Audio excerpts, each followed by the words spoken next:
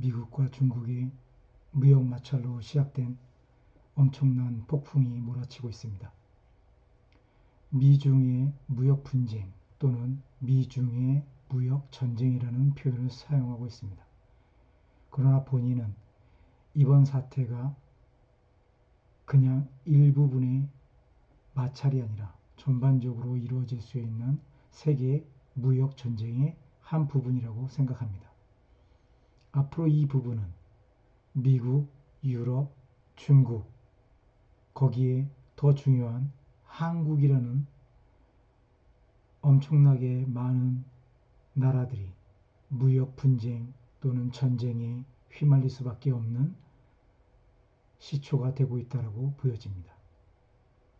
그렇다면 이 부분은 어떤 식으로 진행이 될 거고 거기에 파생되는 각종 문제점, 대안, 그리고 한국이 나아가야 될 방향에 대해서 앞으로 계속적으로 대안을 만들어 보려 합니다. 그렇다면 이번 사태의 도화선이 됐고 출발점이 되었던 2019년 5월 미중 무역 마찰에 대해서부터 시도해 보도록 하겠습니다. 많은 사람들은 이번 사태는 시진핑 주석의 과신, 그리고 중국 안에 있는 반대 세력, 다시 말해서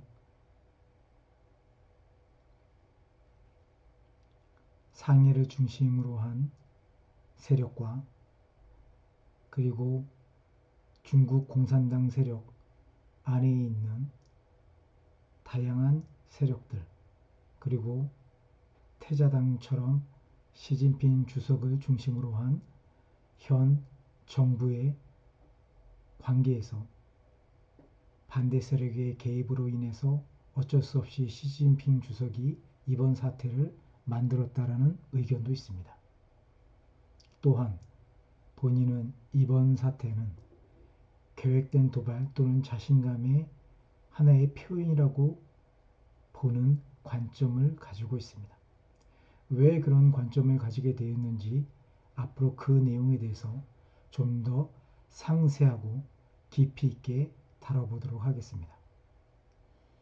2019년 5월에 미중 무역 마찰이 발생한 것은 중국의 의도된 도발이라고 봅니다. 무역전쟁 확대가 시진핑 주석 또는 트럼프 대통령 중 누구에게 더 큰 타격이 있을까? 라는 부분도 한번 생각해 보았습니다. 추가 관세 압박에 대한 시험을 준비 중인 중국의 시진핑 주석이라는 부분도 생각을 해봤습니다. 그럼 이번 사태가 과연 누구에게 훨씬 더 유리하고 불리할 것인가? 사실 100% 누구에게 더 유리하다라고 얘기하기는 참 어려움이 있습니다. 많은 분들이 말씀하시는 것은 이번 사태로 말미암아 중국, 특히 시진핑 주석이 엄청난 피해를 볼 것이고 결국에는 중국이 미국에게 무릎을 꿇으면서 중국은 더 이상 세계의 위협적인 존재가 아닐 거라는 판단을 하고 있는 듯합니다. 어떤 부분에서는 그 부분도 일리가 있다라고 보여지지만 과연 시진핑 주석이나 중국의 수뇌부가 이런 부분들에 대한 전혀 준비가 없이 이번 사태가 발생됐다라고 보여지지는 않는 부분들이 많이 있습니다. 어떻게 그런 부분들이 가능한지에 대해서 한번 살펴보도록 하겠습니다. 추가 관세에 따른 충격을 100으로 봤을 때 중국은 분명히 100 정도의 충격을 받을 것은 확실히 보입니다. 그러나 중국에서 계속적으로 말했듯이 중국이 100의 손해를 본다면 아니면 충격을 받는다면 거기에 더해서 미국도 최소한 80 정도의 충격을 받을 것이라는 것을 계속적으로 말하고 있는 것을 본다면 그 부분은 합리적인 추론이라고 보여집니다. 중국의 시 주석은 이번 사태와 같은 부분이 언젠가는 이루어질 것이고 그 부분에 따른다면 이번 5월에 미중 합의가 있기 전에 반드시 한 번의 큰 사건 사고는 필연적으로 있을 수밖에 없을 거라는 계산을 했을 수도 있습니다. 미국의 공격은 미중 합의가 이루어진다고 해서 멈춰질 만한 공격이 아닙니다. 왜냐하면 미국의 합의가 끝난다고 해서 근본적인 문제, 미국의 무역 적자가 조금은 개선될 수 있지만 근본적으로 적자가 완전히 흑자로 돌아서는 그런 상황은 아니기 때문에 미국의 공격은 더 심해지고 더 집요해질 확률이 높습니다. 이런 부분을 알고 있는 중국의 시진핑 주석으로서는 미국과의 합의가 끝이 아니라 새로운 시작임을 분명히 인식하고 있을 수 있고 그의 부분에 대한 어느 정도의 예비 또는 방어는 필요하다고 보여줬을 것입니다. 미국의 관세 공격이 너무 오래 지속됨으로 인해서 중국은 충분한 시간을 가질 수 있는 여유를 가졌고 또한 그 공격의 내성이 어느 정도 생겼을 것이라 판단됩니다. 미국의 공격에 대한 적절한 방어 태세, 공격 방법을 강구했을 가능성이 매우 높아 보입니다. 미중과 세계 경제가 위축 또는 심각한 침체가 예상되더라도 이번 기회에 한번 싸워보는 것이 이후에 진행될 대미 경제전쟁에 어떤 단초를 제공해 줄 수 있고 그리고 중국이 얼마나 이런 전쟁에 버텨낼 수 있는 힘이 있는지 그런 부분들을 확인할 필요가 있었을 것이라 판단됩니다. 그 시기가 2019년 5월 10일 미국, 중국의 합의가 도출되는 그 시기와 맞아떨어진다고 보여집니다.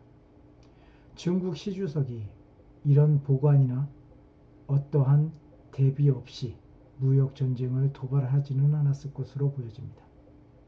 만약에 이런 보관이 없었다면 그것은 그동안에 트럼프 대통령이 하고 있던 전략을 모방해서 한번 해보는 것에 지나지 않을 것이며 만약에 철저한 계획 아래 이루어진 전략이라면 앞으로 미국 트럼프 대통령은 더 큰 고통과 선택의 딜레마를 가질 수밖에 없는 상황에 놓여질 것입니다.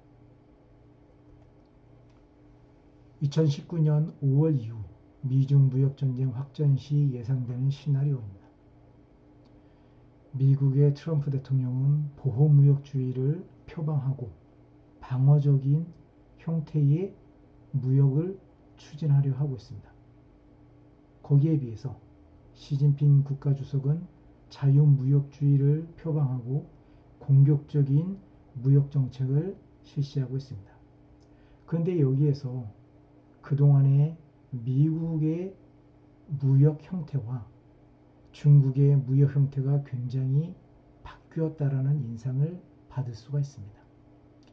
미국은 전통적으로 자유무역주의에 선봉했었고 중국은 보호무역주의까지는 아니더라도 굉장히 중국 내부의 산업을 보호하기 위한 방어를 취고 있었습니다. 그런데 이번에 드러난 것을 보면 철저하게 미국은 보호무역주의를, 중국은 자유무역주의를 선택하고 있습니다. 여기에서 중요한 것은 보호무역주의를 주장하는 나라들의 대부분의 형태는 자국의 산업을 보호하고 그리고 자국 산업이 굉장히 위태해진 경우에 보호무역주의를 사용하는 것을 알 수가 있습니다. 그렇게 본다면 미국의 산업이 중국보다 현 상태에서 굉장히 안 좋다라는 것을 보여주고 있는 것은 아닌가라는 의구심을 가질 수밖에 없는 것입니다. 미중 무역 전쟁이 확전되었을 때 미국의 손실 규모는 GDP 대비 마이너스 0.8에서 마이너스 1.2% 정도를 예상할 수가 있습니다. 중국은 마이너스 1에서 마이너스 1.5% 정도를 생각할 수 있습니다. 이런 측면에서 본다면 당연히 중국이 훨씬 더 많은 피해를 보게 되는 것입니다. 그러나 미국이 완벽하게 손실이 없는 상황에서의 전쟁은 아니라는 뜻도 될 수 있습니다. 또한 무역전쟁이 확전되었을 때 여기에 명분이라는 부분이 굉장히 필요합니다. 그러나 뒤에 말씀드리겠지만 미국에는 명분이 없다라는 부분입니다. 어떤 분은 이 부분에 대해서 굉장히 의아할 수도 있습니다. 왜 미국에 명분이 없고 중국에는 명분이 있는가? 이 부분은 그 다음에 더 구체적으로 말씀드리도록 하겠습니다. 확전 책임은 두 나라에 다 있습니다. 미국의 60% 정도, 중국의 40% 정도를 본인은 생각하고 있습니다.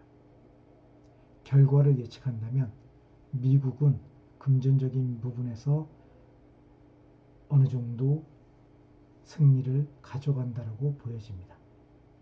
당연히 중국은 금전적인 부분에서 실패한 또는 어느 정도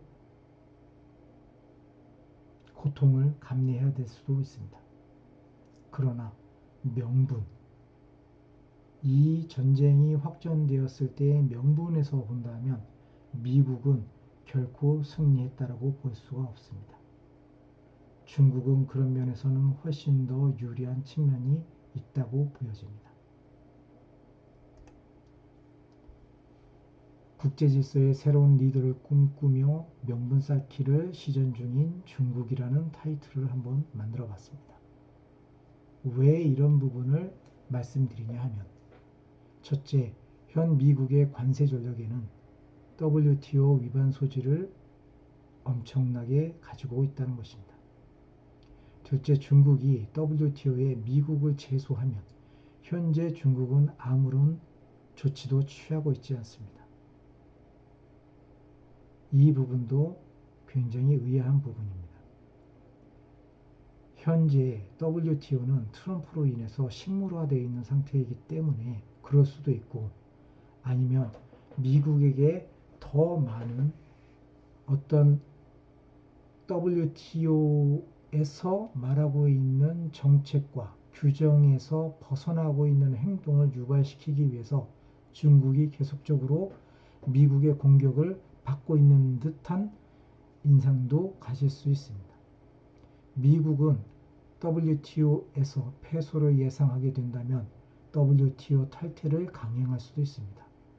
2018년 트럼프 대통령은 중국과의 전면전을 벌이기 이전에 WTO를 탈퇴할 수도 있다라는 강경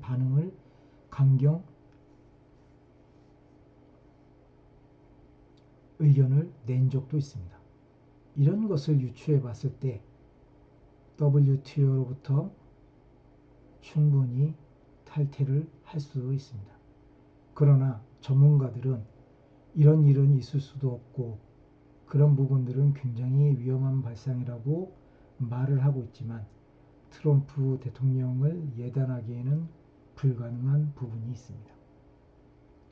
셋째, 전 세계를 상대로 관세 전략을 사용하고 있는 현재 방식은 단기적으로는 미국의 무역 적자를 줄일 수 있으나 현재 미국이 맡고 있는 기축통화국으로서의 지위, 신뢰 및 리더십에는 엄청난 타격을 주게 될 것입니다.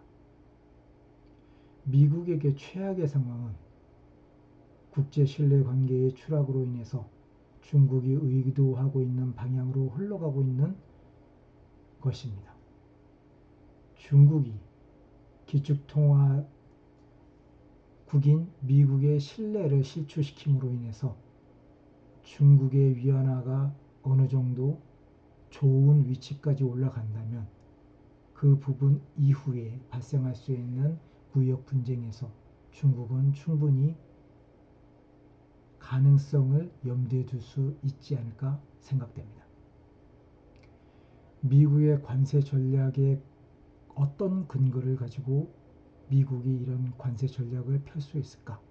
라는 부분을 살펴본다면 반덤핑 관세, 상계 관세를 말할 수 있지만 현재까지 이루어진 미국의 관세 전략에는 이런 부분들은 사실적으로 증명하기 굉장히 어려운, 다분히 미국이 생각하고 있는 그런 한쪽에 치우친 생각, 이 부분은 WTO에서 말하고 있는 자유무역과는 굉장히 상반되는 정책들이기도 합니다.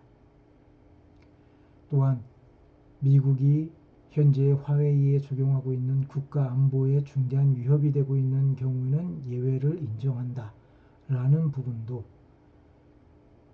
화웨이가 직접적으로 국가 안보에 어떠한 위협을 끼쳤고 또한 미국의 말에서 알 수 있듯이 화웨이가 간첩 행위를 하기 위해서 어떠한 장치를 화웨이 제품에 심어 놓았는지를 명명백백하게 밝히기가 굉장히 어려운 상황이고 단지 미국은 그런 추론을 하고 있다라는 정도까지밖에 나와 있는 것이 없습니다. 미국과 미국을 중심으로 한 몇 나라들 이외에 세계의 다양한 나라들은 이 부분을 인정하지 않고 있기 때문에 미국에게는 굉장히 부담스러운 부분이기도 합니다. 반면 중국의 국내법 변경을 요구하고 있는 미국의 압력이 주권 침해임을 강력하게 주장하면서 거기에 따라서 미국과의 어떠한 조약이라든지 아니면 협상의 비준이라든지 이런 부분들을 회피하는 이유의 관련 근거들을 만들어 놓고 있는 상황입니다.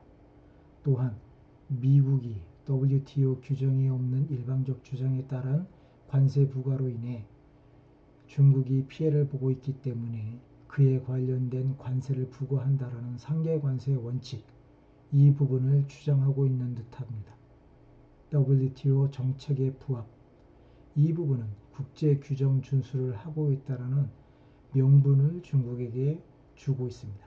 WTO는 자유무역주의 원칙 하에서 합리적이고 공정한 경쟁 촉진을 추구하고 있는 것이 현 모습이기 때문입니다. 미국의 강압이 아니더라도 중국은 변화의 필요성을 느끼고 있었을 것입니다. 그 예는 2019년 3월에 시진핑 주석이 유럽을 방문해서 1대1로를 얘기하고 있는 상황에서 중국과 거래하고 있는 많은 EU 국가들이 하나같이 주장했던 부분이고 그 부분에서 어느 정도 서로 타협을 보았다라는 부분이 있다라는 것입니다. 거기에서 유럽은 공통적으로 1대1로에 대한 긍정적인 반응을 보였고 경쟁자라는 표현을 통해서 중국이 성장했음을 보여주고도 있었습니다. 그러나 냉철하게 본다면 중국이 폐쇄적인 시장을 계속적으로 유지하고 있는 부분들을 비판하였고 또한 유럽 국가의 기업들에 대해서 너무나 공평하지 못한 부분들을 시연하고 있는 중국을 비판했습니다. 그래서 유럽 국가들은 후회성의 부족을 중국에게 요구하기도 했고 또한 중국도 그런 부분들에서 어느 정도 수긍을 하고 그 부분을 인정하는 모습을 보였던 것이 현실입니다. 세부적으로 본다면 독일의 메르겔 총리는 후회성 부족을 꼬집었고 중국의 변화를 촉구했고 이런 모든 부분들이 선결적으로 해결이 된다면 1대1로를 같이 추구하자라는 부분도 어느 정도 타협하였던 것으로 보여집니다. 프랑스 마크롱 대통령은 후회 조치 간접 요구를 하였으며 시장 폐쇄성을 비판했습니다. 이 부분은 프랑스 기업이 중국에서 활동할 때 폐쇄적인 시장성 때문에 불이익을 받고 있다는 부분들을 강력하게 요구한 부분이고, 중국도 이 부분을 어느 정도 인정하는 부분이 있었기 때문에 2019년 3월 유럽 방문 이후에 중국에서는 이 부분을 어떻게 합리적으로 고칠 것인가에 대한 내부적인 고민이 있었던 것으로 알고 있습니다. 또한 EU 융커 위원장은 유럽 수준의 시장 접근권과 환경 정책에 대해서 비판을 하는 부분들을 볼 수 있었습니다. 중국은 이 부분에 대해서 어떠한 반박도 할 수 없었습니다.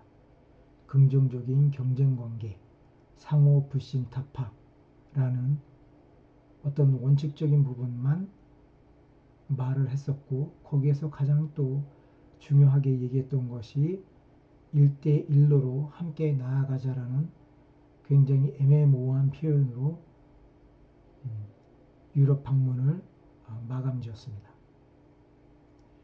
이 방문 이후에 중국에서는 필연적으로 유럽과 미국을 공동적으로 대응하기 위해서는 어느 정도 유럽의 의견을 수렴을 하고, 그리고 그런 부분들이 이제는 필요하다라는 공통적인 인식이 있었을 것으로 보여집니다. 그렇다면 미국과 중국의 앞으로의 관세 전망이 어떤 식으로 펼쳐질 것인가에 대해서 한번 알아보도록 하겠습니다. 관세 부과 품목 비중을 3단계로 나누어 봤을 때 1단계는 500억 달러 부과, 그리고 2단계가 2천억 달러 부과, 3단계가 나머지 2,900억 달러 정도의 부과 부분입니다. 현행은 1단계 500억 달러 부분은 현행 25%가 적용되고 있고, 2단계가 2천억 달러 현행 10% 관세, 그리고 3단계 2,900억 달러 정도가 현행은 관세가 없습니다. 미국이 주장하고 있는 것은 앞으로 중국의 행위에 따라서 2천억 달러와 나머지 2,900억 달러에 모두 25% 관세를 인상하겠다라는 부분입니다.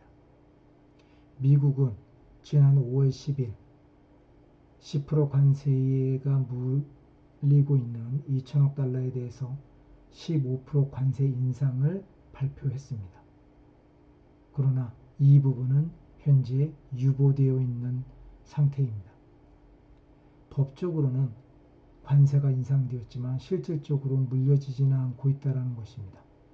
이 부분이 굉장히 중요합니다. 이후에 이 부분에 대해서 좀 더 깊이 있게 말씀드리도록 하겠습니다. 3단계 부분은 7월 1일 이후 25% 관세 인상을 예고하고 있는 상황입니다.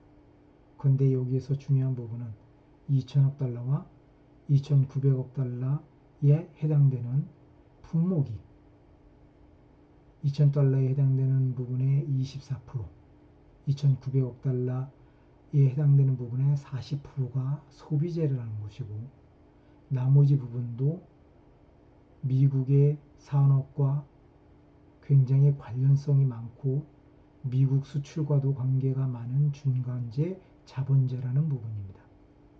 이 부분이 미국이 관세 정책을 사용하면서 데미지를 입을 수 있는 부분이기도 하다는 것입니다. 그렇다면 미국이 대중 수출로 하고 있는 2018년 기준입니다. 1,200억 달러 중에서 현행 25% 관세를 부과하고 있는 500억 달러, 그리고 5에서 10% 차등 관세를 물리고 있는 600억 달러, 이 부분입니다. 이 600억 달러 부분은 6월 1일 이후 보복 관세 인상을 예고하고 있습니다. 미국이 5월 10일 날 10% 관세를 25%로 올리는 행정명령을 발효를 했고, 실질적으로 관세가 매겨지고 있는 것은 6월 1일 이후가 될 것입니다. 거기에 맞춰서 중국은 교묘하게 6월 1일 이후 보복 관세 인상을 예고하고 있는 것입니다. 그런데 여기서 중요한 부분은 600억 달러 부분에는 트럼프의 표밭인 판벨트 지역의 농산물이 대다수를 차지하고 있다는 것입니다. 판벨트 지역은 관세를 원하지 않고 자유무역을 선호하고 있는 지역이기도 합니다. 이 부분이 앞으로 트럼프 대통령에게 어떠한 영향을 끼칠 것인가 라는 부분도 한번 염두에 두어야 될 것입니다. 2천억 달러 물품에 대해 5월 10일 00시 01분에 관세율을 10%에서 25%로 상향하는 행정명령을 내렸습니다. 그런데 굉장히 웃긴 내용은 모든 관세는 수입국에 들어오는 것을 기준으로 하기 때문에 관세율을 인상했다면 당연히 5월 10일 00시 01분부로 미국으로 들어오는 모든 중국산 제품에 2천억 달러에 대해 관세를 부과해야 하는데, 미국은 기준을 중국 기준으로, 그러니까 중국에서 출발하는 기준으로 5월 10일 00시 01분 수출되는 제품에 관세를 부과하기로 했습니다. 이 얘기는 무슨 내용이냐 하면 중국에게 3주에서 4주의 기간 유예를 주겠다는 것입니다. 왜 미국은 이런 일을 했을까요? 미국은 결론적으로 말하면 시간이 필요했습니다. 중국에게 필요한 시간이 아니라 미국에게 필요한 시간입니다. 미국은 당장 25% 올렸을 때에 미국에게 전해지는 엄청난 충격을 완화할 필요가 있었고, 그 당시 5월 10일 날 미중이 합의하기 위해서 좋은 조건으로 합의를 이끌어내기 위한 수단으로 5월 10일 00시 01분에 관세를 인상하겠다라는 어떤 압박을 주기 위한 목적으로 했지만, 실질적으로 모든 계약이 파기가 되면서 미국은 그 전에 말했던 이 부분에 대해서 철회를 할 수가 없었습니다. 그렇기 때문에 편법을 사용하게 될 수밖에 없었던 것이죠. 10일에 00시 01분부로 관세를 매기되 중국에서 출발하는 시간을 기준으로 한다라고 해서 3, 4주의 시간을 벌었던 것입니다. 그 부분은 미국에게도 이 부분은 굉장한 충격일 수도 있었다라는 부분입니다. 왜 그러냐 하면 2천억 달러 수입품의 50에서 60%가 중간재이기도 하며, 또한 많은 부분 24% 부분이 직접 소비재이다 보니 미국에게는 엄청난 충격이 될 수도 있다는 것입니다. 그래서 미국은 중국을 대신할 수입국을 확보해야 되고, 단기간에 엄청난 매출 신장을 보일 수 있지만 이 부분을 대체할 수 있는 나라들이 별로 없다라는 것이 중국에서는 미국에게는 부담이 될 수도 있다는 것입니다.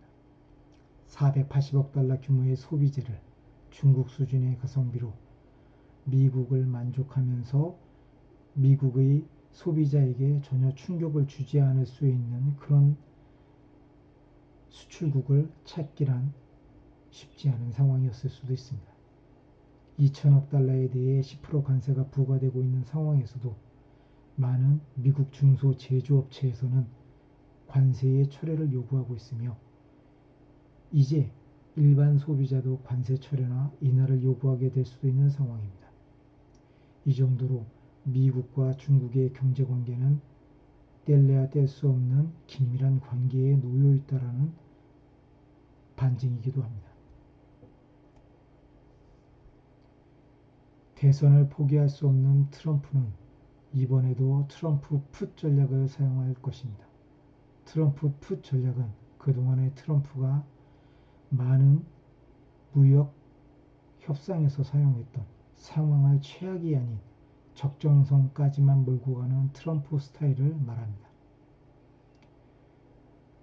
상대편에서는 굉장히 위기감을 느끼고 트럼프 대통령이 요구하는 무리한 요구도 받아들일 수밖에 없는 그런 상황을 만든다는 것이 트럼프 풋 전략이기도 합니다. 그렇다면 이번 무역전쟁의 상황은 어떠한가라는 것을 살펴본다면 두 가지 부분을 볼 수가 있습니다. 어느 정도까지 트럼프 풋 전략을 사용하다가 멈추고 타협을 할 것인가? 그렇지 않다면 이번에는 트럼프 풋 전략을 포기하고 정말로 끝까지 가는 전쟁을 할 것인가? 라는 부분입니다. 예상을 하기에는 무역전쟁을 어느 정도까지만 가져가고 중간에 멈춘다는 부분이 99.9%의 확률을 말씀드리고 싶습니다. 왜 그러냐면 이번 무역전쟁으로 통해서 트럼프 대통령이 얻고자 하는 것은 본인의 재선과 그동안에 미국이 가지고 있었던 무역 적자의 폭을 줄이고 앞으로 펼쳐질 4차 산업 그 부분에서 시간을 벌기 위한 고도의 전략이 숨어 있을 수 있습니다. 그러나 무역전쟁이 계속된다면 트럼프 대통령이 사용하고 있던 모든 전략이 물거품이 되면서 트럼프 대통령에게도 위기가 올 수도 있기 때문입니다. 그래서 트럼프 대통령은 중국과 적당한 타협을 하면서 안전하게 재선 당선을 확보하는 전략을 추구할 수도 있습니다. 또한 그 타협에서 더 나아가 재선 이후에는 북한 문제 해결로 노벨 평화상을 수상하는 그런 큰 그림을 그리려고 할 수도 있습니다. 그러기 위해서는 우선적으로는 재선에 성공해야 한다라는 전제가 깔려 있습니다.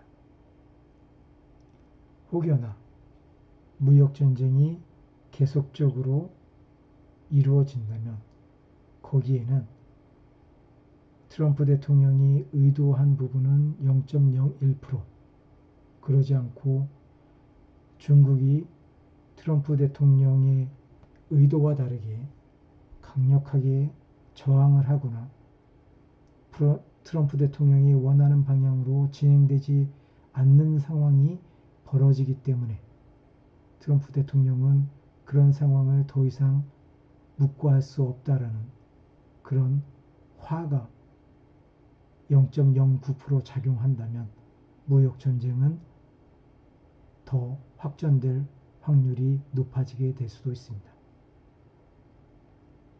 트럼프 대통령은 미국에 있어서 100년 대계를 위해 재선을 포기한 위대한 대통령으로 남을 수도 있습니다. 왜 그러냐 하면 확전이 더 된다라는 것은 결국에는 재선과도 멀어진다라는 그런 확률이 높아진다라는 얘기가 될 수도 있습니다. 현재 무역전쟁을 미국의 민주당과 공화당은 전폭적으로 지지하고 있는 부분입니다. 그러나 확전은 공화당 입장에서는 굉장히 위험한 선택이 될 수도 있고 민주당에게는 새로운 기회가 될 수도 있기 때문에 민주당은 초당적으로 트럼프를 지지하고 있는 것입니다. 이 부분이 현재의 미국의 모습이기도 합니다. 미국의 트럼프 대통령에게는 초읽기가 들어간 부분이 다분히 있습니다. 어느 정도까지 중국을 압박할 것이며 어느 시기까지 중국과의 마찰 부분을 계속적으로 끌고 갈 것인가. 이 부분을 더 멀리, 더 깊게 가져가는 것은 트럼프 대통령에게는 재선이 걸린 아주 위험한 도박이기도 합니다.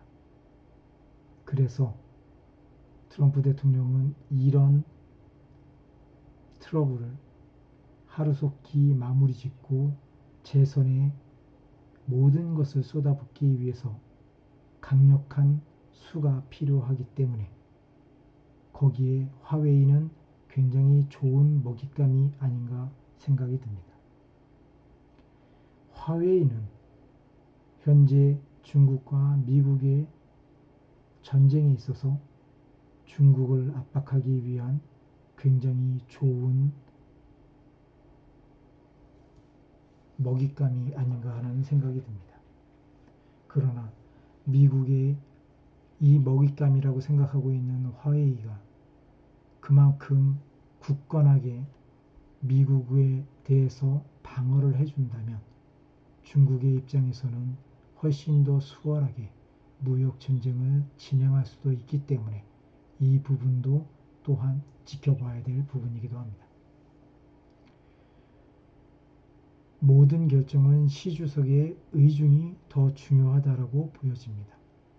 많은 매체들에서는 트럼프 대통령의 의중이 이번 사태의 종식을 어떻게 끌고 갈 것인가 라고 보고 있는 듯 합니다. 그러나 시진핑 주석이 그 부분에 대해서 충분히 협의를 해주지 않는다면 트럼프 대통령 혼자서 이 부분을 끝내기는 어려운 부분이 있다고 보여집니다. 시진핑 주석은 그동안 많은 고초와 굴욕을 겪어왔습니다. 또한 이 부분으로 인해서 본인뿐만 아니라 본인이 주도하고 있는 중국몽 국가제조 2025에서도 어려움을 겪었던 것이 현실입니다. 그렇다면 이런 모든 굴욕과 시련을 벗고 앞으로 미국과 벌어질 무역전쟁 그리고 패권전쟁에서 어떻게 주도권을 쥐을 것인가 하는 부분이 남아있는 숙제이기도 합니다. 그렇기 때문에 이번 사태는 단순한 무역 분쟁이 아니고 무역 전쟁도 아닙니다. 앞으로 10년, 20년, 30년이 될 수도 있는 거대한 패권 전쟁의 서막이 시작되었다고 보여집니다.